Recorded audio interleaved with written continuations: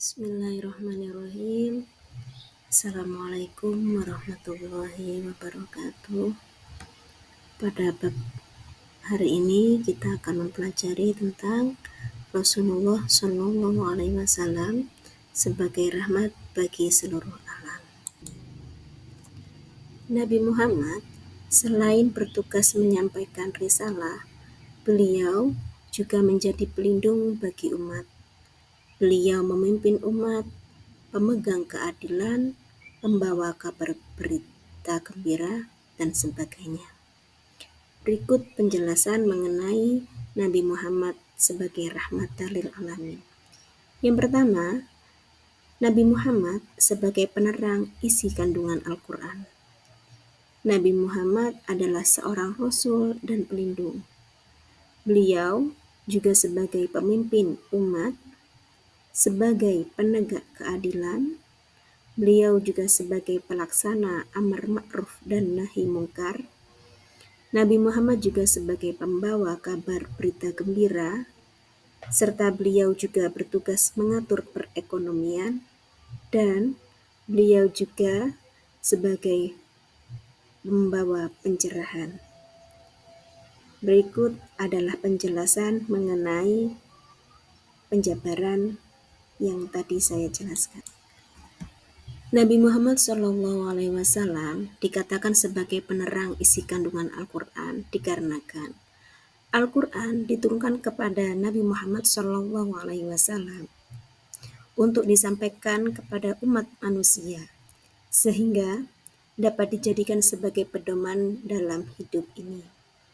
Nabi Muhammad SAW bertugas untuk memberikan penjelasan terhadap ayat-ayat Al-Quran, sehingga umat manusia nantinya dapat memahami isi kandungan di dalam Al-Quran. Berikutnya, Nabi Muhammad SAW adalah seorang rasul dan pelindung. Allah berfirman dalam surat Al-Imran ayat 164 yang artinya, sungguh Allah telah memberi karunia kepada orang-orang yang beriman ketika Allah mengutus di antara mereka seorang rasul dari golongan mereka sendiri yang membacakan kepada mereka ayat-ayat Allah, membersihkan jiwa mereka dan mengajarkan kepada mereka kitab dan hikmah. Quran Surat Al-Imran ayat 164. Tugas Nabi Muhammad SAW adalah menyampaikan risalah dari Allah kepada umatnya. Beliau selalu melindungi orang yang berbuat benar, terutama kepada orang yang berbuat kebenaran. Nabi Muhammad sebagai pemimpin umat dikarenakan Nabi terdahulu sebelum diutusnya Nabi Muhammad SAW untuk kaum tertentu pada masanya saja. Berbeda dengan Nabi Muhammad SAW, beliau diutus untuk seluruh umat manusia dari zamannya sampai manusia di akhir zaman. Sebagai pemimpin umat, Nabi Muhammad SAW selalu mengajarkan prinsip dan ajaran yang luhur bagi umat manusia yang tidak pernah bertentangan dalam kehidupan. Nabi Muhammad SAW dikatakan sebagai penegak keadilan karena Allah Subhanahu wa Ta'ala mengutus Nabi Muhammad agar menjadi rasul, pemimpin, serta hakim bagi umat manusia. Bila salah satu sahabat atau umat Islam pada saat itu yang melakukan kesalahan atau meminta keadilan kepada Nabi Muhammad, maka beliau akan memberikan keadilan sesuai kebenaran yang ditentukan Allah dalam Al-Quran, sehingga umat manusia akan merasakan keadilan, yaitu orang yang benar dibela dan orang yang bersalah hendaknya diberi hukuman atas kesalahannya. Nabi Muhammad juga dikatakan sebagai pelaksana amar ma'ruf dan nahi mungkar. Allah berfirman dalam surat Al-A'raf ayat 157 yang artinya, Rasul memerintahkan mereka mengerjakan yang ma'ruf dan melarang mengerjakan yang mungkar, menghalalkan bagi mereka segala yang baik dan mengharamkan bagi mereka segala yang buruk. dan membuang dari mereka beban-beban dan belenggu-belenggu yang ada pada mereka. Quran Surat Al-A'raf ayat 157.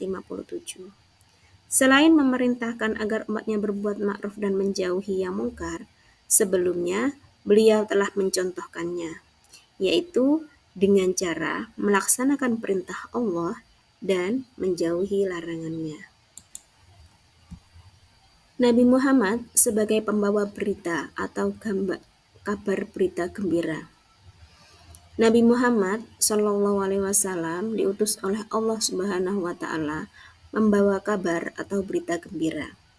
Berita gembira yang dimaksud yaitu bahwasanya setiap perbuatan manusia di dunia ini akan mendapat balasan di akhirat kelak. Perbuatan baik akan dibalas pula dengan kebaikan oleh Allah Subhanahu wa Ta'ala. Begitu pula sebaliknya, keburukan akan dibalas dengan siksa di akhirat kelak. Dan janji Allah Subhanahu wa Ta'ala pasti akan ditepati. Nabi Muhammad dikatakan mengatur perekonomian. Nabi Muhammad SAW adalah seorang pembaharu dalam bidang perekonomian. Beliau pada saat usianya masih memasuki 20 tahun telah membuat perjanjian damai dalam urusan perdagangan yang disebut dengan Hifl al-Fudul. Tujuannya antara lain untuk membantu orang-orang lemah dan teraniaya agar mereka tidak dirugikan dalam perdagangan, serta membantu fakir miskin dalam meningkatkan perekonomian masyarakat di kota Mekah. Sebelumnya, ekonomi bangsa Arab dikuasai oleh sekelompok orang yang mempraktikkan riba. Karena itulah, Islam kemudian mengharamkan yang namanya riba. Sistem ekonomi Islam dibangun untuk membantu kaum miskin, yakni dalam bentuk zakat, sedekah, dan sejenisnya. Hukum waris harus diterapkan dan dijalankan oleh setiap muslim agar harta peninggalan dapat dibagi secara adil dan tidak terkumpul di tangan beberapa orang saja. Selanjutnya, membawa pencerahan. Dikatakan beliau Nabi Muhammad membawa pencerahan karena kehadiran beliau dengan membawa agama Islam di tengah-tengah peradaban umat manusia memberikan hikmah yang sangat besar bagi manusia di dunia dan pada umumnya semuanya. Peperangan yang terus-menerus terjadi di Jazirah Arab terhenti dengan datangnya Islam. Untuk pertama kalinya, bangsa Arab merasakan kedamaian dan ketentraman di bawah naungan Islam. Karena sebelum kedatangan Islam, bangsa Arab tidak pernah merasakan keamanan dan kedamaian. Perampokan dan pembunuhan hampir di setiap hari menghiasi kehidupan mereka. Perzinaan juga merupakan suatu hal yang biasa. Dahulu, seorang perempuan yang sudah resmi menjadi seorang istri diizinkan oleh suaminya untuk berhubungan dengan laki-laki lain untuk mendapatkan keturunan yang lebih baik. Di samping itu, banyak orang tua yang membunuh anak perempuannya karena kehadiran anak perempuan dianggap aib bagi keluarganya. Alhasil, bangsa Arab pada saat itu sangat merendahkan martabat kaum perempuan. Bangsa Arab juga mentradisikan perbudakan. Mereka memperlakukan budak secara tidak manusiawi. Sekian penjelasan dari Bu Guru. Semoga bisa menambah pengetahuan kalian semuanya. Jika ada hal yang perlu ditanyakan, silakan ditanyakan. Cukup sekian penjelasan hari ini. Wabillahi taufiq wal hidayah. Assalamualaikum warahmatullahi wabarakatuh.